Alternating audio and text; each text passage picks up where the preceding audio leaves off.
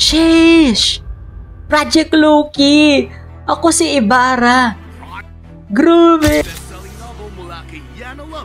Fudge!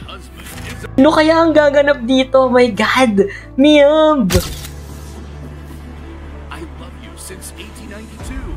Ang daming backlash na nakuha nito. Kailangan ng Viva na mag-expand pa ng kanilang mga artist. Hindi nakakaumay, no? Yung mga portrayer at mga artist na laging lumilitaw.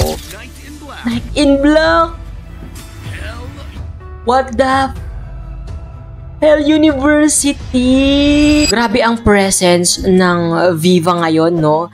Kasi ang dami nilang mga naka-line up na mga shows sa digital platforms nila. At good to know na medyo nagkakasense na yung mga pelikula nila or mga series nila. Kasi, di ba, ang daming bad connotation kapag sinabing Viva eh. Ang unang mapasok kasi baka Viva Max, ganyan. Talagang ngayon, meron ng mga, alam mo yun, napaka-broad na nung mga genres na ina-adapt nila, lalo na ngayong 2025. Although, maraming mga backlash at mga negative comments lang dahil karamihan sa mga ina-adapt nila ay mga nakasanayan or nabasa.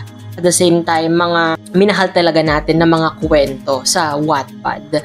And speaking of Wattpad stories, eto, parang nagkaroon sila ng celebration, ang Viva One, at nireveal nila dito yung mga, ilan sa mga dapat nating abangan ng mga series nila sa kanilang digital platforms. So for today's video guys, silipin natin yung mga offerings ng Viva para sa this year, at the same time next year for Viva One. Ito na guys, let's go! Ikaw, ako, kabibarkada tayo. Bibarkada na yung tawag. Kabiva? Bibarkada. Walang iwanan. Rain inspired niya. I love you since 1892. At the same time, ang mutya ng Section E na, well, in-acknowledge talaga yung pagka-popularity niya, no? Internationally. R1, sa dami na nating pinagsamahan, Bad Genius, the series. Kaya ang promise namin sa inyo, non-stop bonding experience kasama kayo. Okay. This September. Ito na yung mga offerings nila. I love you since 1892. I love you since 1892.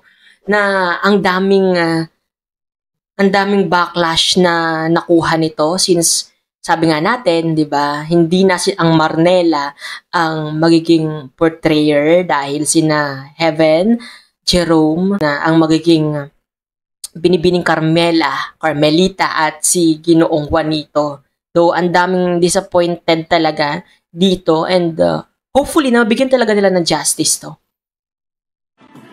I love you since 1892. Ngayong October, Taray, September tas October. Golden Scenery of Tomorrow. Golden Scenery of Tomorrow. This November, Project Loki. Sheesh! Project Loki! Ako si Ibarra!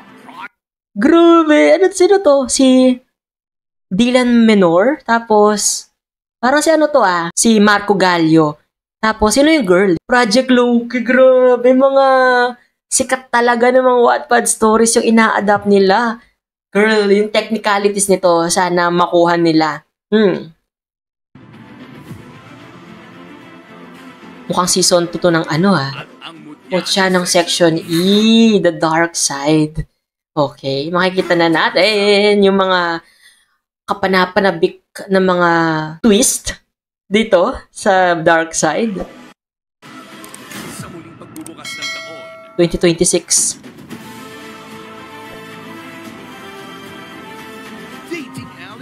Dating Alice Perez from seducing Drake Palma to dating Alice Perez. at Ano to? Our Yesterday's Escape.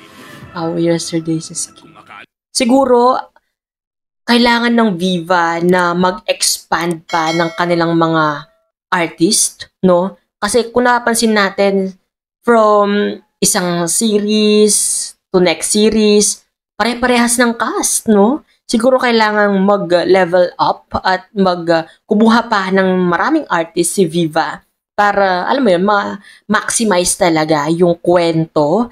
At the same time, hindi nakakaumay, no? Yung mga portrayer at mga artist na laging lumilitaw. Alam nyo, we're done? Pwede ba yun? Siyempre, more to come this 2026. Ang best-selling novel mula kay Yana Loves You. Fudge! My husband is Ano kaya ang gaganap dito? My God! Miyamb! a mafia Di ba wala na si yung writer nito? Paano kaya nila nakuha yung rights? boss. At ang Grabe! pamatay sa dinding kwento Mga biggest na mga story sa Wattpad talaga yung mga kay Night in Black. Night in Black! Hell What the Hell University! Oh my God, yung high school self ko. University. Hell University. Oh my God, sana may to. I am praying for justice. Kung mag-a-adapt man, sana hindi tayo mabigo kasi laki ng expectation natin sa mga to. Sana makuha talaga yung mga nasa imagination natin sa portrayer. At the same time, yung feels. Ang lalaking story, ha? Grabe, Viva. Greater things are coming. Bigger stories will unfold. Kaya naman, tuloy-tuloy lang ang saya. Kahit saan man sa buong mundo, Tara, home of na sila, Wattpad Stories. kasama Viva. ka Viva Arcana. Dito lang sa Viva One. Viva One.